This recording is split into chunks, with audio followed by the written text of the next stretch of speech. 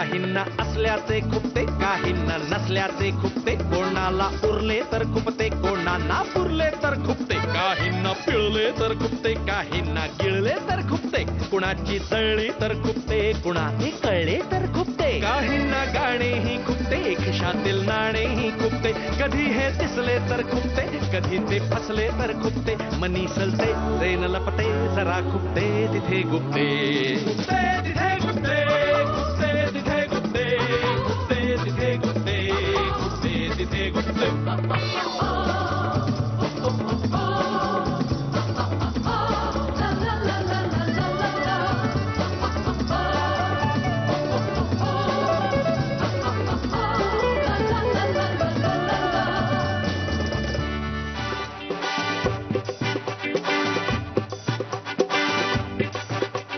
नखरे है कमाल, उम्र है 16 साल, तेरे नखरे है कमाल, उम्र है 16 साल, उछल उछल के चलना यूं कहीं लचक जाए ना कमर संभाल, गपोरी जरा हळू हळू हळू हळू चाल, गपोरी जरा हळू हळू हळू हळू चाल, गपोरी जरा हळू हळू हळू हळू चाल.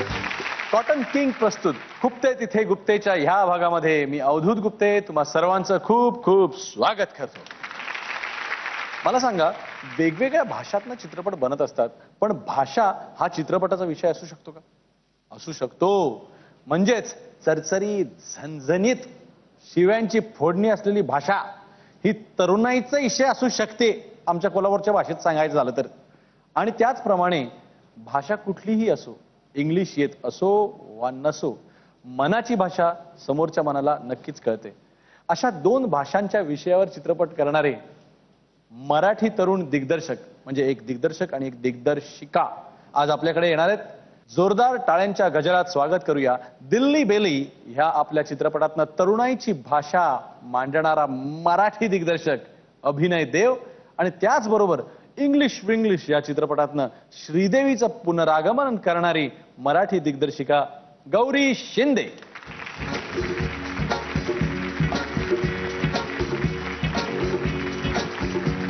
नवराई माझी लाडाची लाडाची ग, आवड तिला चंद्राची चंद्राची ग, नवराई माझी लाडाची लाडाची ग, आवड तिला चंद्राची चंद्राची ग.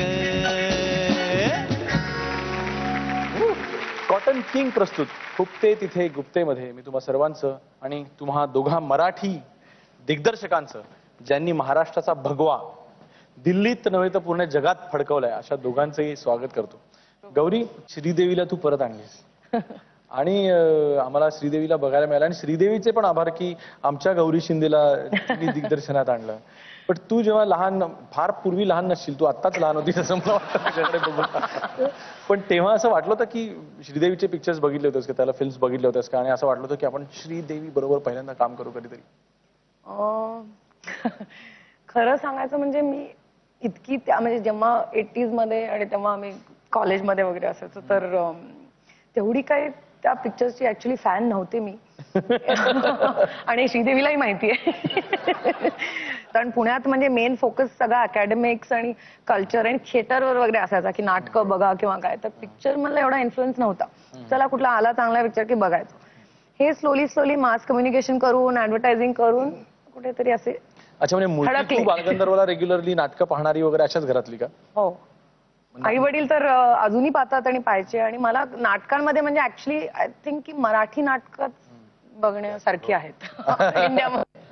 नाही, मग इकडनं पुढे तू अर्थात न्यूयॉर्कला गेलीस आणि तिथे फिल्म मेकिंगचा कोर्स केलास, तर खरोखर त्या अशा कोर्सेसनी फरक पडतो का ग? मी ऍक्च्युली तो जास्ती म्हणजे कॉन्फिडन्ससाठी केला, कारण मला तो कॉन्फिडन्स नव्हता की डिरेक्शन चालू करायला. म्हणजे मी पाहायचे, एजन्सीमध्ये होते आणि दुसऱ्यांना डिरेक्ट करताना पाहिजे, पण आणि होती उत्सुकता की मलाही करायचंय, पण तो कॉन्फिडन्स नव्हता. म्हणून त्या कॉन्फिडन्ससाठी शशी सारखंच, जशी पिक्चरमध्ये ती न्यूयॉर्कला जाते, मी गेले होते. आणि तिथे जेव्हा मी ते कोर्स झाल्यानंतर शॉर्ट फिल्म बनवली, ती एका म्हणजे बर्लिन इंटरनॅशनल फिल्म फेस्टिवलला गेली, आणि त्याच्यामुळे मला कॉन्फिडन्स आला की अरे मी करू शकते. आणि त्याच्यामुळे ऍड फिल्म्स मिळायला लागले, तर ती माझी शोरील झाली जसं काय. आणि मग पहिली केलेली ऍड फिल्म कुठली होती? ती एक मॅचिंग होती, under eye dark circles fair and लव्हलीची. आम्हाला इंग्लिश मध्ये श्रीदेवी सारखी नटी एकदम मस्त लाडू वगैरे वळताना दिसली. सो तुझं खूप छान मराठी, म्हणजे खरंच कौतुक आहे की मराठी कल्चर, मराठी संस्कृतीचं खूप चांगलं दर्शन तू त्या चित्रपटातनं घडवलंस. पण खरोखरची गौरी शिंदे जी आहे तिला लाडू वळखता येतात का? मला कशाला यायला पाहिजे मग करून घ्यायला पाहिजे थोडं. पण मी ट्राय केलेलं आहे, नाही म्हणणार. पण बरोबर राऊंड शेप आलाय असं गॅरंटी नाही देत. अभिनय देव म्हणजे रमेश देव आणि सीमा देव यांचे चिरंजीव. खरं अजू दादा म्हणजे अजिंक्य मोठे का तुम्ही मोठे हो? तो वाटतो मी मोठा, पण आहे अजिंक्य मोठा. सगळ्यांना सांगून टाकतो. पण नाव अभिनय दिल्यानंतर सुद्धा तुम्ही दिग्दर्शनाकडे वळलात, हे कसं काय? म्हणजे माझं आणि अजिंक्यचं दोघांचं नाव माझ्या आजोबांनी ठरवलं. बरं. तर मला वाटतं त्यांचा कुठेतरी नेम चुकला जरासा. पण मला आधीपासून म्हणजे अगदी बिगिनिंग पासून स्टोरी सांगायची, म्हणजे स्टोरी टेलर बनायचं किंवा कहाणी आपण किती चांगल्या रीतीने सादर करू शकतो लोकांसमोर, ते शाळेपासूनच ती एक आवड होती. वाव. अगदी लहानपणापासून.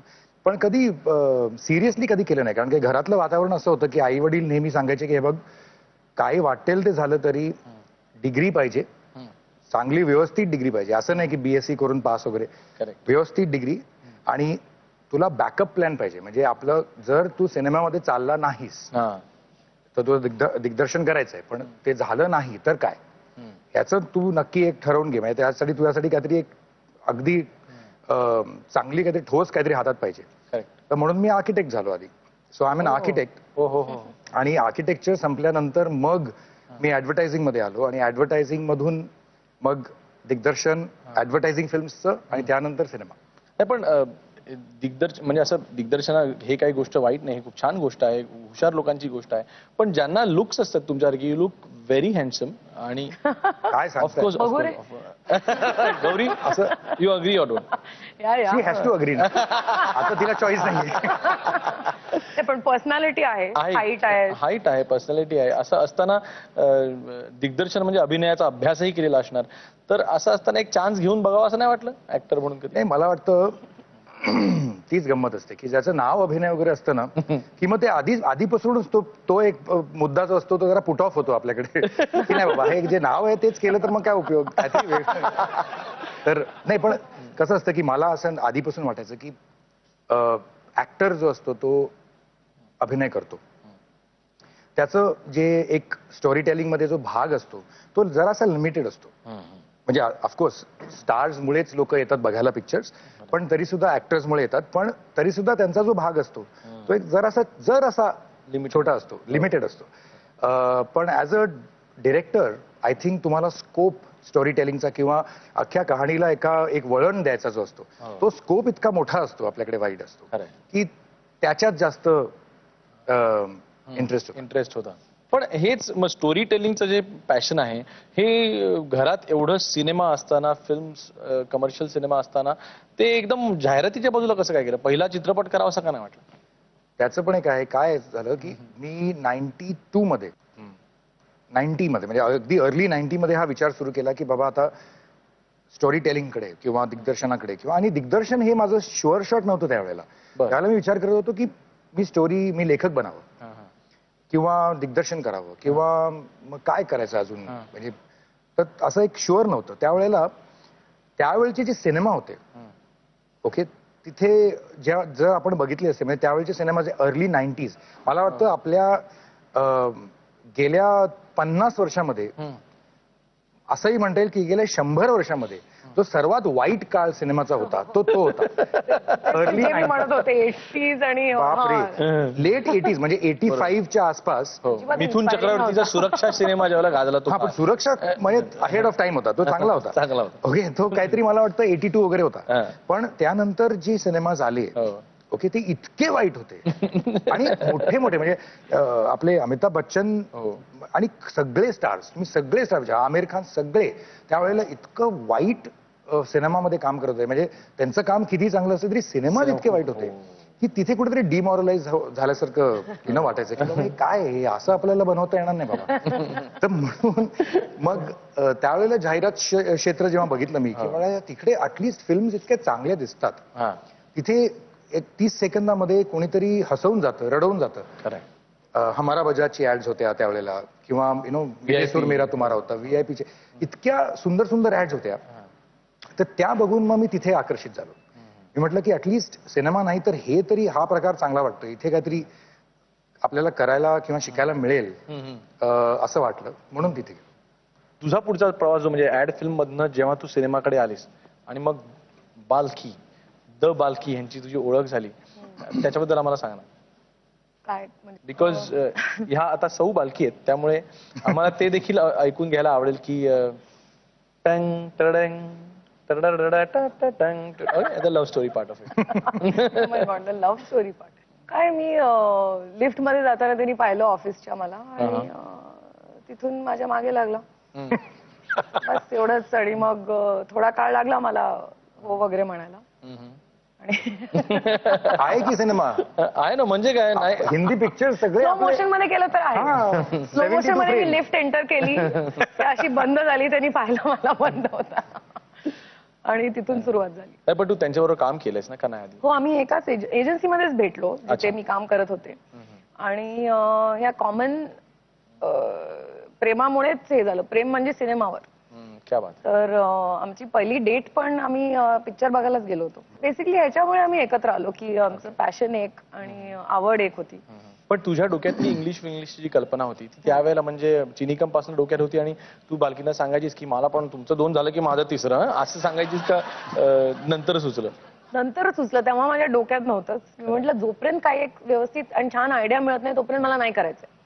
म्हणजे असे लोक म्हणायची आता हे कर ना, सुरू तरी कर, किती वेळ लावशील किंवा काय काय. पण म्हणलं नाही, काहीतरी असं मनापासून आवडल्याशिवाय मला काही घाई नव्हती करायची.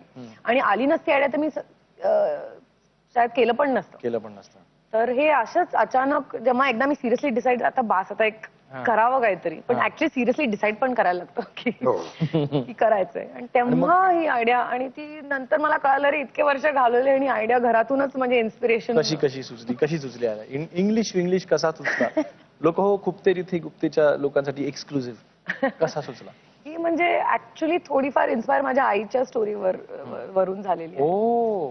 आणि कारण ती पण आम्ही मिडल क्लास मराठी पुण्याचे लोक, आणि तिचाही स्वतःचा बिझनेस होता मसाल्याचा, स्पायसेसचा, आणि तिलाही हा स्ट्रगल होता इंग्रजी बोलायचा. तर आणि आम्ही पण तिच्यात बराच जोक करायचो. जो जसा ओपनिंग सीन आहे पिक्चर मध्ये जेव्हा तिचं प्रोनाउन्सिएशनवर. आमच्याकडे आता काही बाईट्स आहेत. हॅलो गुड्डी, आता तुझ्याबद्दल सांगा. तू किती लहानपणापासून तुझा टापटीपणा, स्वभाव, नंतर चिकाटी, जिद्द, ती तुझं पुढच्या ह्याच्यात मला सगळं दिसून आलं. तुझ्या ॲड्समध्ये दिसून आलं. नंतर आता पिक्चर तर इतका आवडला मला की खूपच मला आनंद झाला. आणि मला इतक्या जणांचे त्याच्यावर हे आले की पिक्चर आवडला.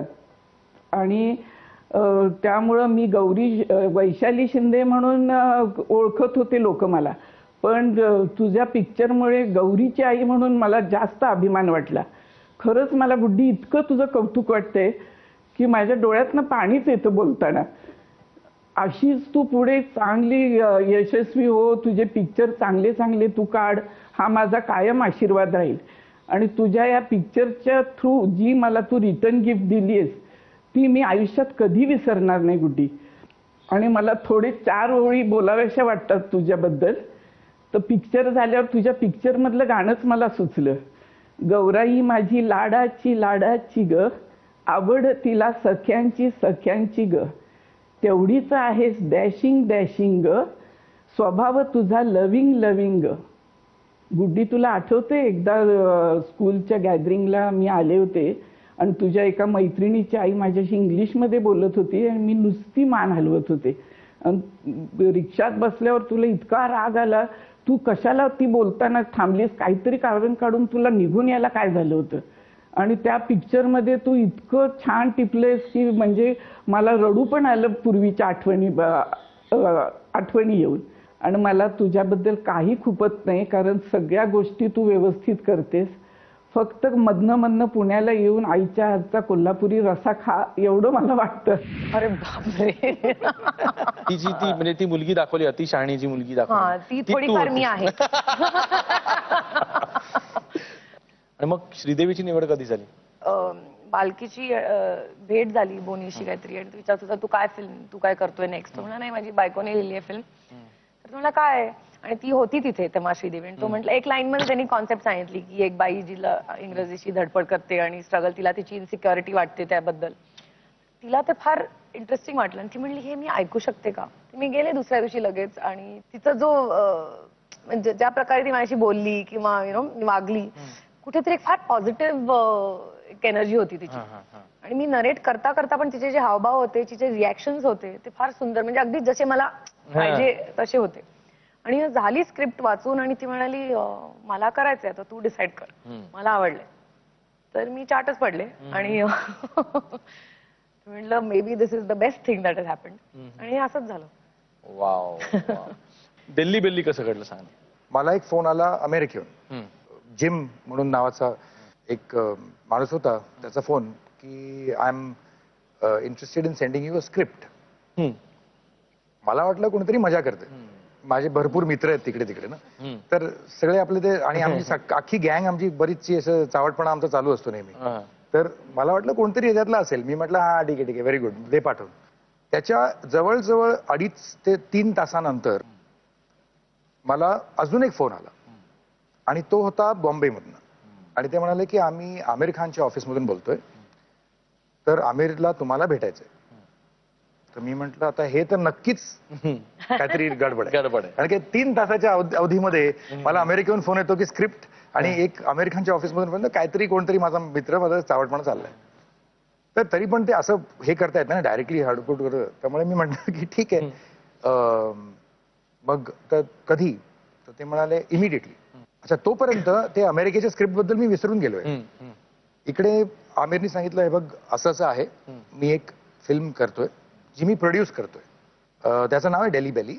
अच्छा, ओके, तर तू वाच स्क्रिप्ट वाच आणि मला सांग की तुला आवडली तर I would be interested in you directing the film. मी म्हटलं की मला म्हणजे how did you find me, म्हणजे कसं. ते म्हणाले नाही, I have done lot of research about you. मग मी ती स्क्रिप्ट घेतली आणि घरी गेलो. घरी जाऊन इंटरनेटवर माझी ती मेल आली होती तोपर्यंत. मी म्हटलं ठीक आहे, तर स्क्रिप्ट ओपन केली मी, त्याचंही नाव डेली बेली. मी म्हटलं काय चाललंय एक minute, this is exactly how it happen. मी म्हटलं थांबा हे काय चाललंय. तर त्यानंतर मग मी आमिरला फोन केला. म्हटलं आमिर, ही फिल्म जी तुम्ही मला पाठवली आहे, हीच स्क्रिप्ट एक अमेरिकेमध्ये एक माणूस, त्या एका माणसाने पण मला पाठवलेली आहे. तो हसायला लागला जोरात. तो म्हणाला अरे डोंट वरी, त्यांनीच आहे तीच सेम स्क्रिप्ट आहे, डोंट वरी अबाउट इट. पण काय योगायोग असा असतो कधी कधी की एकाच वेळेला 2 लोकांनी, रायटर जो अमेरिकेत बसलेला होता आणि प्रोड्युसर, या दोघांनी एकाच माणसाचा विचार केला. तर कुठेतरी तो एक मला वाटतं मेंट टू बी. आणि म्हणून आमच्या भेटीला एक छान पिक्चर आम्हाला मिळाली डेली बेली. आणि त्याच्यातलं सुपर डुपर गाणं की डॅडी मुझसे बोला तू गलती है मेरी, ते आम्हाला गाणं मला प्रचंड आवडलं. माझ्या दोन्ही मुलांना खूप आवडतं गाणं. पण ते गाणं काही लोकांना खुपलं की बाबा डीके बोस असं काय, म्हणजे आम्हाला काय कळत नाही का तुम्हाला काय म्हणायचं ते असं वगैरे. आणि गौरीच्या पिक्चर मधलं गाणं नवराई माझी लाडाची ग, ते 2 ओळी सोडता पुढचं गाणं मराठीत का नाही, अशा पण गोष्टी खुपलेल्या आहेत लोकांना. त्या सगळ्या मी तुमच्यासमोर मांडणार आहे. गौरी, तुझ्यापासून सुरुवात करूया की आम्ही मराठी इंडस्ट्री जी छोटीशी आमचं एक कुटुंब आहे, आम्ही ना बॉलिवूड जिथे आहे मुंबईमध्ये आहोत तिथेच राहत असतो, पण आम्ही खूप वेगळे आहोत. म्हणजे आता कुठेतरी जाऊन भरत जाधव सारख्या लोकांनी स्वतःची व्हॅनिटी घेतलेली, आणि ती ज्यावेळेला घेतली जाते त्याला सगळ्या पेपरमधनं बातम्या येतात की आमच्या स्टारने स्वतःची व्हॅनिटी घेतली. अशी आमची साधी छान गोड इंडस्ट्री आहे. पण तुम्ही त्या एकदम चकचकीत दुनियेतले 2 जण आहात. तुमच्या ऍक्शनवरती मोठे हिरो आणि हिरोईन. श्रीदेवी, तू ऍक्शन म्हणल्यानंतर श्रीदेवी सुरू होते, तोपर्यंत तुझ्या ऍक्शनची जी वाट बघत उभी असते. क्या बात आहे. आम्हाला ऐकून विचार करून खूप छान वाटतं. तुमचं बॉलिवूड मधलं काय खुपणं असतं? Vanity van. कारण ती स्वतःच मला म्हणायची ऍक्च्युली की तेव्हा त्यांच्या काळात व्हॅनिटी व्हॅन नसायच्या. अच्छा. तर हे आता सगळं नवीन आहे तिच्यासाठी. सिंक साऊंड म्हणा किंवा व्हॅनिटी व्हॅन्स. हे 15-20 वर्ष पूर्वी कोणाला व्हॅनिटी व्हॅन नसायच्या. हे मलाही आश्चर्यचकित वाटलं, कारण मला नव्हतं माहिती की नसायच्या. आणि हे सगळे लोक एकत्र बसायचे. म्हणजे कुठे 1 तास आत जाऊन बसा, मग सीन लागला की बाहेर या, असं काहीच नव्हतं. डिरेक्टर, ऍक्टर सगळे एकत्रच बसायचे. किती छान वातावरण असेल असं मी इमॅजिन करू शकते. असं नाही की इथे व्हॅनिटी व्हॅनमुळे काही त्याचा फरक पडला, पण ओव्हरऑल सांगते. अभिनय, तुम्हाला माझा हाच प्रश्न असेल की बॉलिवूडमध्ये शिरताना एक ऍड मेकर जेव्हा बॉलिवूडमध्ये शिरतो त्यावेळेला त्याचं काय खुपणं होतं? तो जो प्रवास झाला म्हणजे ऍडव्हर्टायझिंग मधून बॉलिवूडमध्ये, तो प्रवास ऍक्च्युली खरा म्हणजे तो फार मोठा प्रवास नाहीये. कारण मी अजूनही ऍडव्हर्टायझिंग करतो. एक ऍड झालं फक्त एक गोष्ट अजून त्यात ज्याचा समावेश झाला असं म्हणता येईल की ती छत्री तीच आहे. फिल्म मेकिंग ही छत्री आहे, त्याच्या खाली सगळंच आहे. म्हणजे ऍडव्हर्टायझिंग आहे, बॉलिवूड आहे. पण बॉलिवूडमध्ये किंवा फिल्म इंडस्ट्रीमध्ये एखादी एक थोडीफार खुपणारी अशी एक गोष्ट जी मला वाटते ती म्हणजे कुठेतरी एक आधीचा काळ होता, म्हणजे माझ्या आईवडिलांचा जो काळ होता, मी लहानपणापासून जो बघत आलेलो आहे, त्यावेळेला एक दिसायचं की फिल्म्स ह्या पॅशन मधून निर्माण होतात. की एक रायटर आणि एक डिरेक्टर बसून एक काहीतरी सुंदर स्क्रिप्ट लिहितात आणि त्यानंतर एक अख्खी टीम कसं तरी करून इकडून तिकडून पैसे गोळा करून प्रोड्युसर आणतात, हे करतात ते करतात आणि जाऊन एक पिक्चर बनवतात. आणि ते पिक्चरचं एक वातावरण तसं असायचं त्यावेळेला की जसं गौरी म्हणाली तसं सगळे एकत्र बसायचे. व्हॅनिटी व्हॅन इकडे, एक कॉर्पोरेट हाऊस कोणतरी आहे ज्यांनी फायनान्स केलंय, हे काहीतरी तिथे काहीतरी चाललंय, असं काही नव्हतं. एक फार सुंदर एक प्रकार होता की ज्याच्यात एक फॅमिली सारखं सगळे वागायचे. कुठेतरी कॉर्पोरेटायझेशननी तो एक जो फील आहे तो कुठेतरी, ती इंटिमसी जी आहे, तो जे पॅशन आहे ते फिल्म मेकिंग बद्दल, ते काही लोकांमध्ये अजूनही आहे. पण ओव्हरऑल तसं बघितलं तर जरा कुठेतरी ते कमी पडतंय असं मला वाटतं. की आजकाल नंबर्सवर जो 100 करोड क्लब, 200 करोड क्लब वगैरे जे क्लब सुरू झाले ज्यांचे आम्ही मेंबर्स नाही आहोत. नाही, तू आहेस मला वाटतं. अच्छा, वाचलीस मग. पण ते जे क्लब्स आहेत ना, हे जे नंबर आहेत, म्हणजे लिटरली आजकाल असं झालंय ना की रेस्टॉरंटमध्ये जाऊन मेन्यू कार्ड उघडल्यानंतर उजव्या हाताकडे बघून ऑर्डर करायचं, हे असा प्रकार फिल्म इंडस्ट्रीत सुरू झालेला आहे. तो जरासा कुठेतरी खुपतो. मला वाटतं अजूनही कहाणी आणि त्या कहाणीला सांगण्याची जी पद्धत आहे आणि त्याच्यामधली जी पॅशन आहे, त्यामध्ये जी लागणारी मेहनत आहे, तिथे जास्त लक्ष द्यावं. आणि जे त्यातून काय निर्माण होईल, मी किती पैसे कमवू शकीन, एक्स्ट्रा XYZ, तो सगळा प्रकार जरासा त्रासदायक आहे. किती त्रास होतो कुठेतरी. दिल्ली बेली नंतर गेम आला. दिल्ली बेली लोकांना जितका आवडला किंवा त्याला ते आकड्यांमध्ये मेनू कार्डच्या राईट साईडला खूप त्याला मार्क मिळाले, पण तेवढं गेमला नाही मिळाले. हे कुठेतरी खुपलं का? नाही, पहिली गोष्ट तर याच्यात एक आणिच वेगळंच स्टोरी आहे. दिल्ली बेली हे पहिलं शूट केलं मी, पण रिलीज दुसरं झालं. गेम दुसरं शूट केलं, पण पहिलं रिलीज झालं, आधी रिलीज झालं. आणि कुठेतरी मला वाटतं गेम हे यशस्वी न होण्याचं कारण कुठेतरी ते फिल्म लोकांना काय म्हणतात ना, एक कुठेतरी कनेक्ट व्हायला लागते. ती कनेक्टच नाही झाली, कारण ती एक फार स्टायलाइज्ड आणि एक अगदी काय म्हणतात त्याला की एक, आणि त्याच्या आधी मी दिल्ली बेली केलं होतं शूट. तर दिल्ली बेली शूट केल्यानंतर दिल्ली बेलीचं एक जे वातावरण क्रिएट केलं होतं ते अगदी एक रिअलिस्टिक, ग्रंजी, एक थोडस असं दिल्लीमधले राहणारे अगदी वाईट रीते राहणारे असे लोक, त्याचे चांदनी चौक इकडे इकडे तिकडे सगळं असं ग्राईम दाखवल्यानंतर गेमच्या वेळेला मी जाऊन एकदम स्टायलिश, म्हणजे अगदी उलट्या प्रकारची फिल्म शूट केली. त्या स्टाईलमध्ये काय झालं, कुठेतरी मला वाटतं लोकांना असं वाटायला लागलं, कारण की बरेचसे मला असे फोन आले, लोकांचे एक मेसेजेस आले की बाबा ही फिल्म हिंदी वाटतच नाही, ही आपल्यासाठी केलेली अशी वाटतच नाही, ही काहीतरी इंग्लिश फिल्मवर आपले इंडियन ऍक्टर्स घालून केलंय असं वाटतं. तर कुठेतरी, आणि ती जबाबदारी कम्प्लिटली डिरेक्टरची असते, की कुठेतरी काहीतरी चुकलं असं मला वाटतं. आणि त्याचा शोध मला वाटतं मी आयुष्यभर करणार. पण मला नेहमी एक गोष्ट वाटते की फेलियर मधून जेवढं शिकायला मिळतं तेवढं यशामधून शिकायला नाही मिळत. खूप छान, खूप छान. That is very true. तर त्यामुळे I think it's very good की एकाच वर्षामध्ये एक सुपर फ्लॉप आणि एक सुपर हिट फिल्म करता आली. त्यामुळे एकाच वर्षात ती निपटून घेतलं. आता त्याच्यानंतर आता दिल्ली बेलीची भाषा जी होती ती मात्र हो बऱ्याच लोकांना खुपली. हो अगदी बऱ्याच म्हणजे मला बरेचसे असे लोकांचे मेसेजेस आले, असे फोन आले की बाबा हे काय असं करायला नको होतं. तर मी पहिला त्यांना प्रश्न तेच विचारायचो की तुमच्या मुलाला आवडलं का हो? कारण काय ना की दिल्ली बेली आम्ही जेव्हा बनवला तो एका पर्टिक्युलर एज ग्रुपसाठी बनवला होता. की जे 18 ते 30-32 आजची त्याला 35 आणि अशी लोक अशा लोकांसाठी की ज्यांना ज्यांचं सेन्स ऑफ ह्युमर अजूनही म्हणजे जरी ते असतील तरी माझ्या वडिलांना खूप आवडला दिल्ली बेली आणि ते त्यांनी जेव्हा बघितला त्यावेळेला ते 83 वर्षाचे होते. 83 वर्षाच्या माणसाला सुद्धा ते आवडू शकतं जर त्यांचा सेन्स ऑफ ह्युमर इंटॅक्ट असेल तर हो. पण भाषा होती त्यात. म्हणजे ऍक्च्युली खरं सांगायचं झालं तर ती भाषा जर तुम्ही आज कुठल्याही कॉलेजच्या बाहेर जाऊन उभे राहिलात, मी म्हणेन 10 मिनिटं उभे राहा, तर त्याहूनही खतरनाक भाषा तुम्हाला तिथे ऐकायला मिळेल. तर त्या हिशोबाने ही भाषा काहीच नव्हती असं मला वाटतं.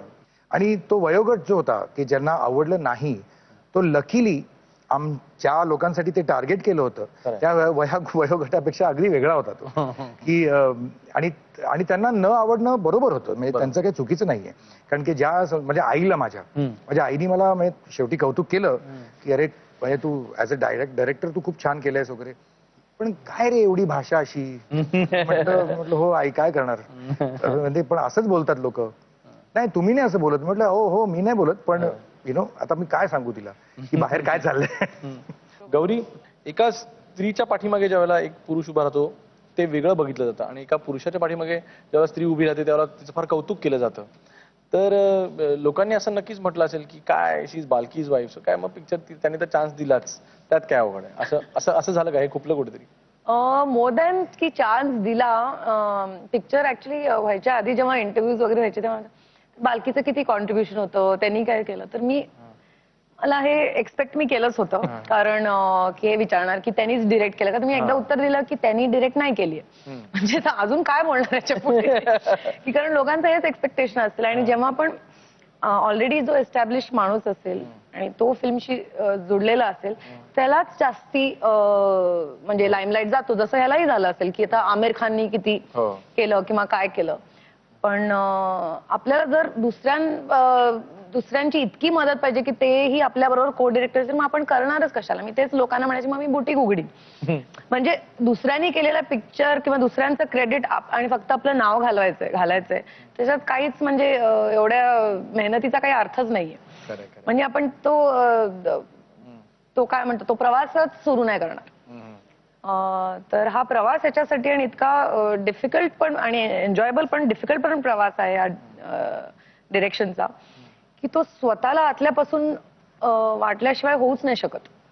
आणि याच्यासाठी एकच विजन लागते. 2 लोकांची असली तर सिनेमाचं काय होतं ते आपल्याला दिसतच. आणि तुम्ही बरोबर बोलला जी जेव्हा स्त्री पुरुषाच्या मागे उभी राहते तेव्हा म्हणजे जेव्हा त्यांनी पा किंवा चिनिकम बनवला तेव्हाही मी त्याची बायकोच होते. पण तेव्हा कोणी विचारलं नाही कारण माझ्याबद्दल कोणी काही माहिती पण नव्हती. मी काही फेमस नाही किंवा काही नाही. की बायकोनी किती केलं का काय कोणी नाही विचारलं. पण आता नक्कीच विचारतात की अच्छा ह्याचं किती त्याच्यात कॉन्ट्रीब्युशन होतं. नाही पण तू एक संवेदनाशील स्त्री आहेस हे जाणवतं तुझ्या चित्रपट बघितल्यानंतर. आणि अशा वेळेला आजच्या स्त्रियांच्या बाबतले कुठले असे मुद्दे आहेत किंवा कुठल्या अशा गोष्टी आहेत ज्या तुला खुपतात? खूपच म्हणजे अति खुपणारं आहे म्हणजे जे रिसेंटली झालेलं प्रकरण दिल्लीमध्ये. हे तर मला अजून रोज त्रास होतो त्याचा. म्हणजे त्याच्याबद्दल वाचलं आणि खूप वाटतं की काहीतरी करायला पाहिजे आणि ह्याच्यात म्हणजे काहीतरी कॉन्ट्रीब्यूट नक्कीच करायला पाहिजे. किंवा कारण हे जेव्हा झाले आणि हे जे लोक पुढे आले ते इतकं इन्स्पायरिंग वाटलं. हे जे युथ सगळं दिल्लीमध्ये त्यांनी प्रोटेस्ट केले की त्यांच्या खांदे लावून त्यांच्यावर हे करावं ही माझी इच्छा आहे आणि मी आत्ताही रेडी आहे करायला. आणि त्याबद्दल खूपच वाटतं की जेवढा अत्याचार बायकांवर होतो या देशात ते फारच म्हणजे शरमनायक आहे. आणि ते व्हावं नाही आणि त्याबद्दल काहीतरी करावं ही नक्कीच इच्छा आहे. या सेगमेंटच्या शेवटी एक फरमाईश असते द्यायची. तुम्ही मला एखादी फरमाईश सांगू शकता आणि ती मी आपके पेशे खिदमत हे गौरीचं फेवरेट गाणं आहे आतापर्यंत. ते म्हणजे ढगाला लागली कळ. अरे बापरे. तुझ्या काय वाजवलं रे आवाज रे काय गौरी आले इथे आम्ही याला घातले गाणे सांगता रे तुम्ही. हे जसं जीवात जीव घुटमळ तसं फिरतीच वाढते बळ. तुझ्या भांडारात भांडराचं मेळ. अगन हे बघून दुश्मन जळ वर ढगाला लागली कळ. पाणी थेंब थेंब गळ वर ढगाला लागली कळ. पाणी थेंब थेंब गळ. ला ला ला ला ला ला ला ला ला ला ला. जमीन आपली उन्हान तापली लाल लाल झाली या माती. करूया काम अन गाळूया घाम चला पिकवू माणिक मोती. एका वर्षात होईल तिळ पाणी थेंब थेंब गळ. वर ढगाला लागली या कळ. पाणी थेंब थेंब गळ. वर ढगाला लागली कळ. पाणी थेंब थेंब थेंब थेंब. पाणी थेंब थेंब थेंब थेंब. पाणी थेंब थेंब थेंब थेंब गळ. अरे आणि आता वेळ झालेली ती बाईट्सची. आपण बघूया तुमच्याबद्दल लोक काय काय म्हणतायत, काय काय खुपणाऱ्या गोष्टी सांगतायत. नवराई माझी लाडाची लाडाची ग, आवड तिला चंद्राची चंद्राची ग. काय गो बाई, या गाण्याने मला इतकं भंडावलं ते लागलं ना सगळीकडे. कुठेही जावं तरी तुझं पिक्चर दिसत होतं ते. आणि एक छोटीशी मुलगी आणि ती डिरेक्टर आहे. मी कौतुकाने तुझ्याकडे बघत होते. सगळ्यांना तू काही ना काहीतरी सांगत होतीस आणि ती प्रत्येक गोष्ट इतकी महत्वाची असायची. हा एवढा डिटेल विचार तू कधी केला असशील, केव्हा केला असशील, किती वर्ष करत होतीस मला माहित नाही. पण तुझ्या मनात ते प्रोडक्शन असणार आणि त्याच्यावर तू विचार करत असणार 24 तास मला वाटतं. आणि ते दिसलं आपल्याला ते जे काय आहे ते. आणि आमच्यासारखी माणसं तिथे खूप होती आणि त्या सगळ्यांना तू काय काय काय काय काय काय सांगत होतीस. पण एक खुपलं मला, तू माझ्याकडे येऊन काहीच सांगितलं नाहीस. एवढा कॉन्फिडन्स होता माझ्याबद्दल तुला. पण मला ऐकायचं होतं, तुझ्याकडून शिकायचं होतं. खरं तर शिकावंच माणसाने शेवटपर्यंत. तसं तुझ्याकडून ऐकायचं होतं. पण मला तू आणखीन गाणंच म्हणायला लावलंस आणि ते मी म्हणाले आणि ते गाणं मला छळतंय इथे. कुठे गेलं तरी ते गाणं माझ्या कानावर येते. म्हणजे मला म्हणा म्हणून सांगतात. म्हटलं तुम्ही पिक्चर परत बघा आणि परत ते गाणं ऐका. मला तर आठवत नव्हतं, खरंच सांगते. वय झाले ना आता म्हणून. पण तू कायमची लक्षात राहिलीस. So sweet. Very sweet, very sweet. How was the experience? माझं लक आहे की मला त्यांच्यावर काम करायला मिळालं. आणि तितक्या म्हणजे आपल्या सगळ्यांना माहितीच आहे की कुठल्या म्हणजे पातळीच्या ऍक्ट्रेस आहेत त्या. आणि त्या जशा त्या बोलल्या त्यांना काहीच सांगायला नाही लागलं. त्यांना नुसतं आपला डायलॉग ते जे करतात त्या लाईनवर आणि स्वतःचं जे त्याच्यात ते घालतात ते फारच सुंदर. म्हणजे पुढचा वाईट बघूया. हाय गौरी, हाउ आर यू? पता नहीं कुछ अजीब सा लग रहा है ऐसे बात करना.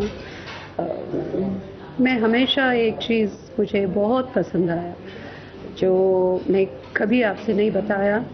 एक ऐसा चीज़ है, मैं हमेशा ये सोचती हूँ, I mean being a great director's wife, मतलब कभी आप इन्फ्लुएंस नहीं हुए, मतलब कभी you never got carried away with Balki ji. Like you always had your own thoughts and you're very clear about what you want.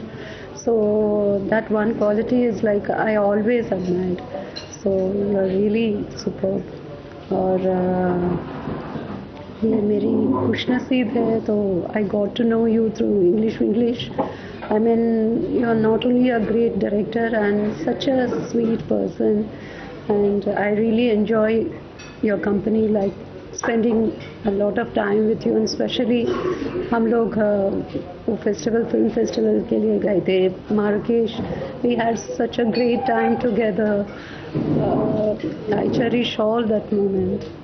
कभी कभी एक ही चीज़ है, जब हम लोग साथ में बैठे हैं तो मैं कंट्रोल करती रहती हूँ. कभी एक ऐसे फ्रेंच फ्राइज खा लिया, कुछ ऐसे फ्राइड चीज़ खा लिया, वो मुझे बर्दाश्त नहीं होती है, मुझे अच्छा नहीं लगती. I don't know, I do this to my husband And second thing, I do this to you. And I'm sorry if you don't like it, but I keep doing this.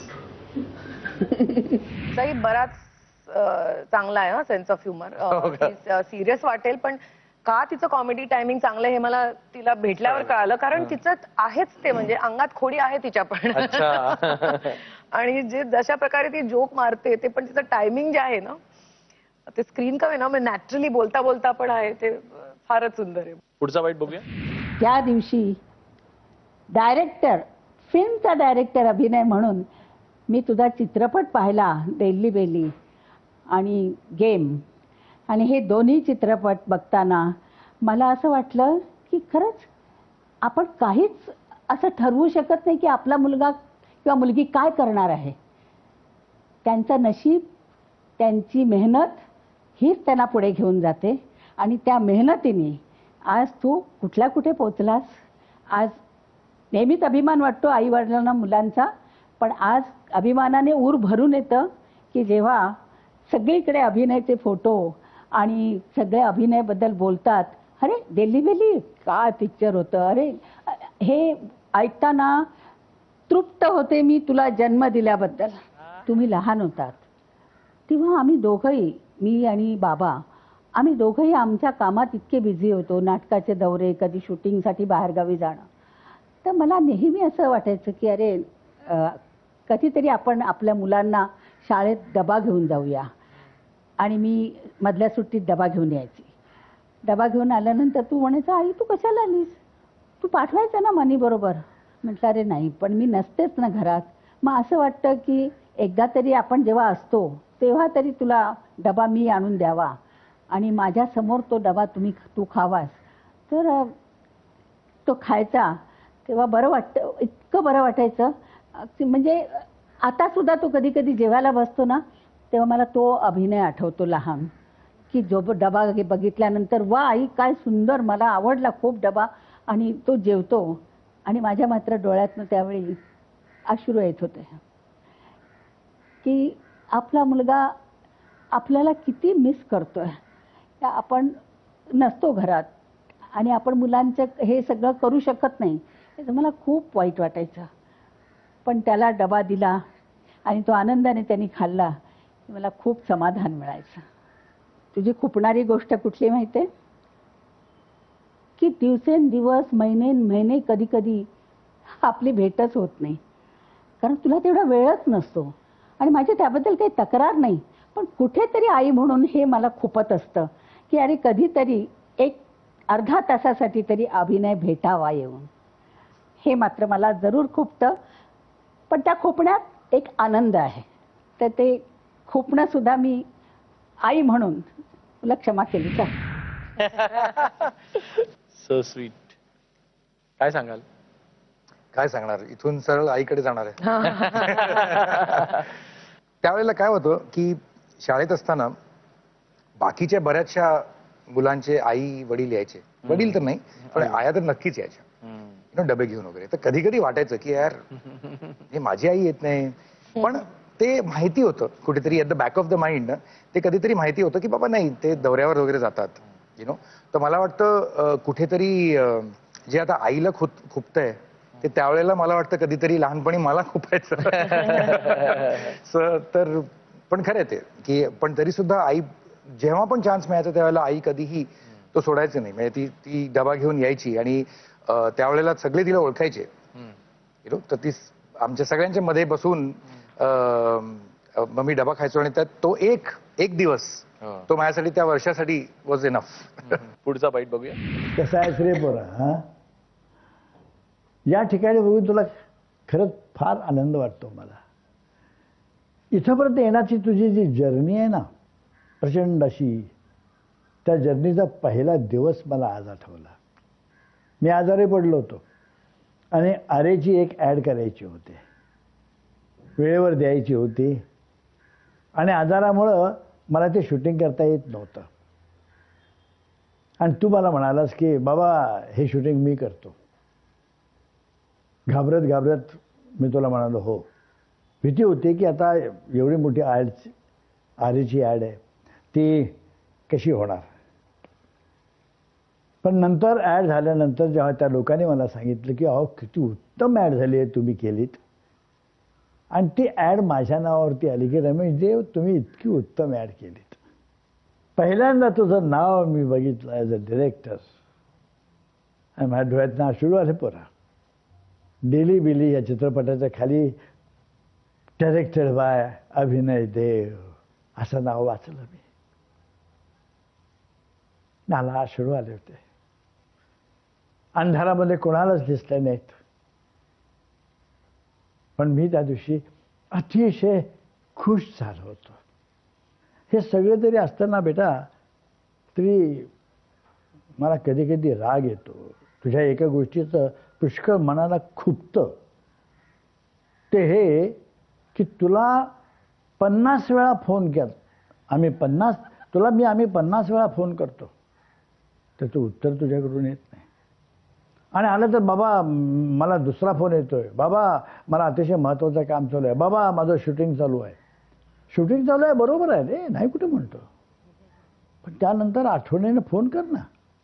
अजून एक गोष्ट खुपते बेटा, आणि ती काय खुपते हे तुलाही माहिती आहे चांगलं. अर्थात तू नकार दिलास त्याच्याबद्दल मला दुःख नाही होतं. मला वाटलं काय हरकत नाही, तुम्ही स्वतंत्र विचाराचे आहात, तुझं दुसरं पिक्चर हे यशस्वीच व्हायला पाहिजे. मी तुला सांगितलं होतं की नॉटी प्रिटी स्वीटी हे पिक्चर तू डायरेक्ट कर, आणि तू डायरेक्ट केलंस ना तर लोक कोणी ते पिक्चर घ्यायला तयार आहेत. आज या सगळ्या लोकांच्या समोर तुला सांगतो बेटा, ती गोष्ट एकदा ऐक आणि मग तुम्हाला सांग की मी हे पिक्चर करत नाही. तू मला करत नाहीस हे म्हणाले तेव्हा अतिशय वाईट वाटलं होतं, खुपलं होतं ते मला. पण जर तू हो म्हणालास ते खुपणं नाहीसे होऊन आनंदामध्ये परिवर्तन होईल. बाबांना काय सांगाल? बाबा आई बाबा खूप मिस करतात तुम्हाला असं दिसतंय एकंदरीत तुमच्या हो, दोघांनी मिळून ते ठरवलंय मला वाटतं. त्याला इथे पकडू. दोघांनी मिळून एकदम बिनपाण्याची. नाही तसं नाही, पण आणि त्यांनी सांगितलं कुठं sweetie pretty pretty naughty correct. हे बाबांची त्यांची एक स्क्रिप्ट आहे. अच्छा. आणि जी त्यांना असं वाटतं की मी ती डिरेक्ट करावी. आणि ती जी स्क्रिप्ट जेव्हा एकदा मी ऐकली तर मला असं वाटलं त्यामध्ये की त्यामध्ये भरपूर काम अजून बाकी आहे. कारण की मी एक म्हणजे ॲटलिस्ट ॲज अ डिरेक्टर मला असं नेहमी वाटतं की स्टोरी स्क्रीन प्ले हा सर्वात महत्त्वाचा भाग आहे कुठल्याही पिक्चरमध्ये. खरंय खरंय. आणि तो 101% नीट होईपर्यंत आपण त्याच्यावर मेहनत करावी. आणि ती एकदा 101% झाली की त्यानंतर त्याच्यावर एखादा दिग्दर्शक त्याला फुलवू शकतो किंवा त्याला एक जस्टिस देऊ शकतो. तर कुठेतरी असं मला वाटतं की मी त्याच्यात जस्टिस करू शकणार नाही.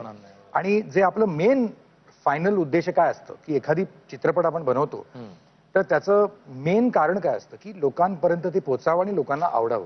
खरंय.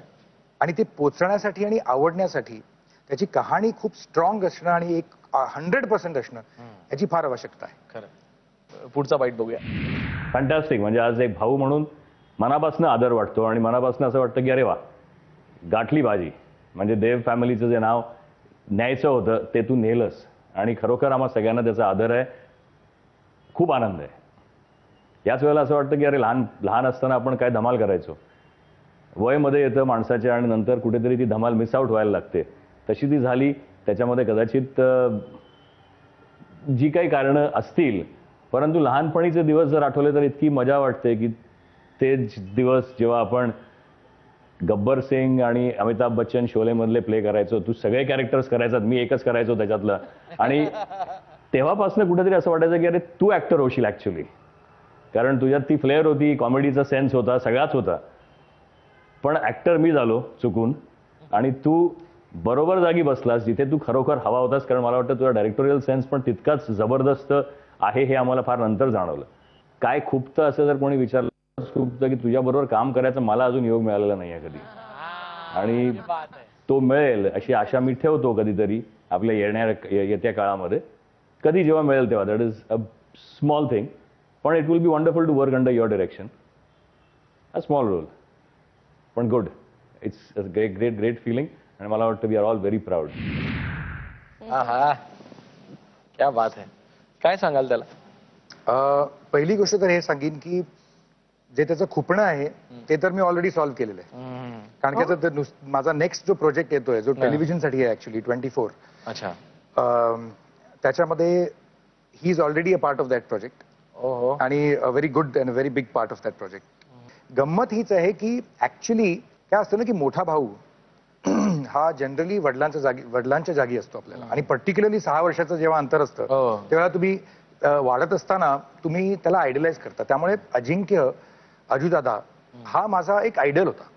ही is the idol and he is the ideal person. तर त्याच्या अक्षरशः म्हणजे प्रत्येक गोष्ट मी त्याची बघायचो आणि कॉपी करायचो.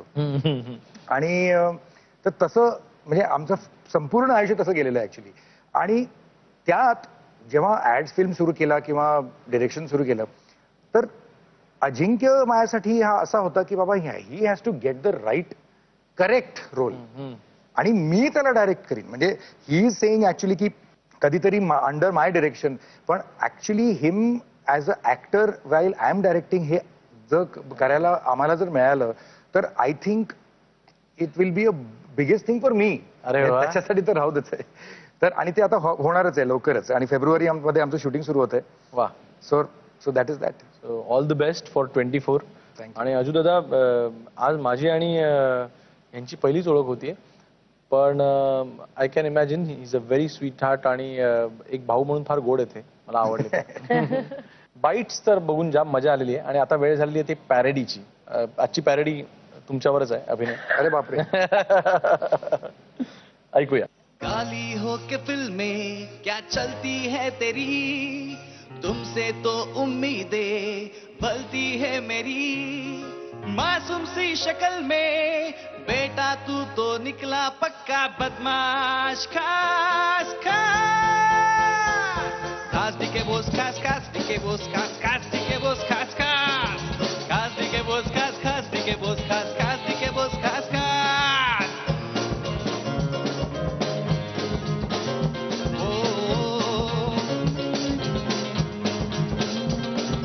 ओ माय गॉड लग गया ये कैसे क्या हुआ, तेरी तो बन गई गाली भी दुआ. दिखने में है सिंपल पर दिल में करता है ये पॉश पॉश पॉश. खास दिखे बोस खास खास दिखे बोस खास खास दिखे बोस खास खास खास दिखे बोस खास खास दिखे बोस खास खास दिखे बोस खास खास खास दिखे बोस खास खास दिखे बोस खास खास दिखे बोस खास खास खास दिखे बोस खास खास दिखे बोस खास खास दिखे बोस खास खास. Very nice. So that is a compliment. Otherwise आमच्या गाण्यांमधनं म्हणजे खूप खुपणाऱ्या आणि टोचणाऱ्या गोष्टी असतात. हा इथे पण आज मात्र फुलं आहेत तुमच्यासाठी. अगदी अगदी. खूप कौतुक आहे. खास खास DK बोस, खास खास. कुणापासून सुरुवात करूया? ओके गौरी तुझ्यापासून बापरे. ओके. आवडता सिनेमा चिनी कम का इंग्लिश इंग्लिश? चिनी कम. नवऱ्याला घाबरते. आवडता दिग्दर्शक बाल्की का अभिनय देव? अरे बापरे. I can't answer. अरे अरे यार तू. Okay, since he's here, I'll say Balki. कोणती व्यक्तिरेखा जास्त सशक्त वाटली? पा मधली विद्या बालन का इंग्लिश विंग्लिश मधली श्रीदेवी? श्रीदेवी.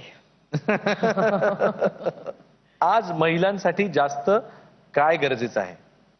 आरक्षण की संरक्षण? संरक्षण फॉर शुअर. संरक्षण. फर्स्ट प्रायोरिटी कशाला देशील? सिनेमाला का संसाराला? सिनेमा. अभिनय. कोणता देव लोकांना लवकर पावतो?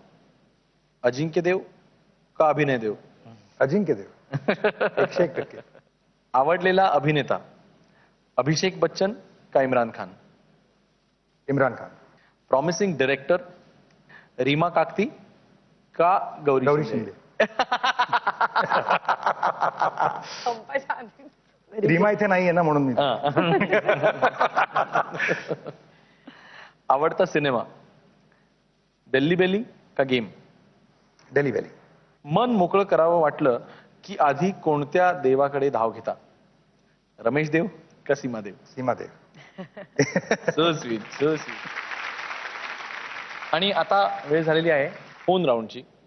सो आता बघूया तुम्ही दोघं कुणाला फोन लावताय. आय थिंक मी अभिनय तुमच्यापासून सुरुवात करूया. जरूर.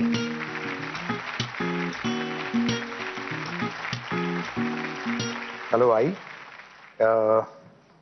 मगाशी टीव्हीवर मी तुझं सगळं मनोगत बघितलं आणि बऱ्याचशा इमोशनल गोष्टी परत आल्या, जे शाळेपासून सगळं आठवलं आणि जे तुला खुपतं ते मेनली कळलं. आणि ते म्हणजे माहितीच होतं आधीपासून, कारण की तू मला बऱ्याच वेळाला हे सांगितलं टपल्या मारून. तर ते 101% आय विल सॉल्व्ह इट. आणि असं कधी होणार नाही की तू 2 दिवसाच्या वर तुला थांबावं लागेल तुझ्या मुलाला भेटायला. कारण की एक लक्षात ठेव की जेवढा वेळ मी तुझ्या समोर येत नाही तेवढीच तू पण माझ्यासमोरच नसतेस. तर ऍक्च्युली इट इज इक्वल. तर इथून मी सरळ घरीच येतोय नाहीतरी तुला भेटायला. तर दॅट्स इट. आणि आय डोंट थिंक ह्याच्यानंतर तुला कधी ते खुपेल. थँक्यू. बाय.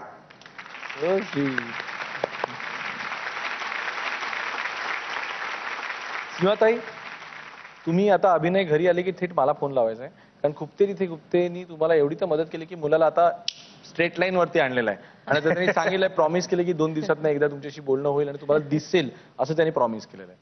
आणि जर का याच्यामध्ये काही खंड पडला तर तुम्ही मला फोन लावा. आम्ही इकडनं सगळ्या प्रेक्षकांना आणि रसिकांना आणि मित्रांना सांगू की हे चुकतायत म्हणून. ओके.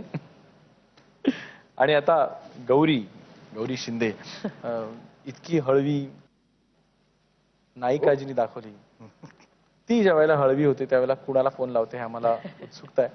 बघूया गौरी शिंदे कुणाला फोन लावते. हॅलो. माझे दोन्ही आजी आणि आजोबाजी नाही आहेत आता जगात. आणि तुम्हाला सगळ्यांना, कारण मला माहिती आहे तुम्ही सगळे एकत्र आहात चौघही, आणि नक्कीच पाहताय आणि मला असं वाटतंय की ऐकताय. आणि तुमची कमी मला फारच जाणवली आहे या वर्षात.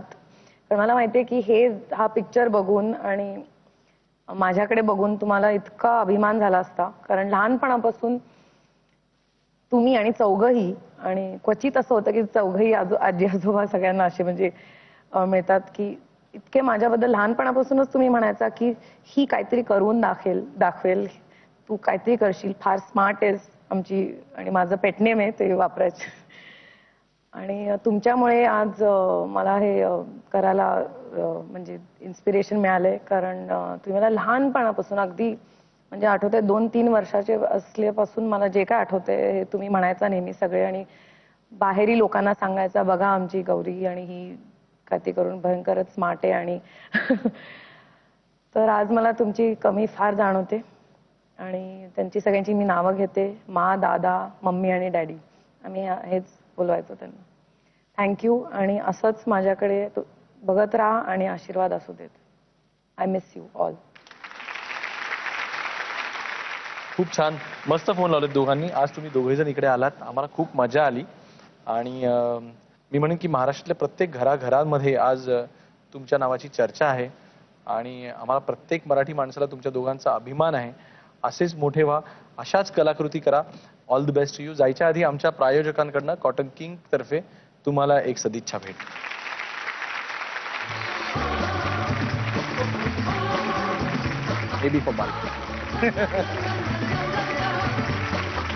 लोक हो, तुम्हाला आजचा एपिसोड आवडला असेल अशी खात्री आहे.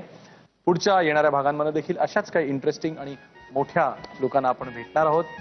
कायमच पाहत राहा तुमचा लाडका कार्यक्रम कॉटन किंग प्रस्तुत खुपते तिथे गुप्ते. नवराय माझी लाडाची ग, आवड दिला चंद्राची ग.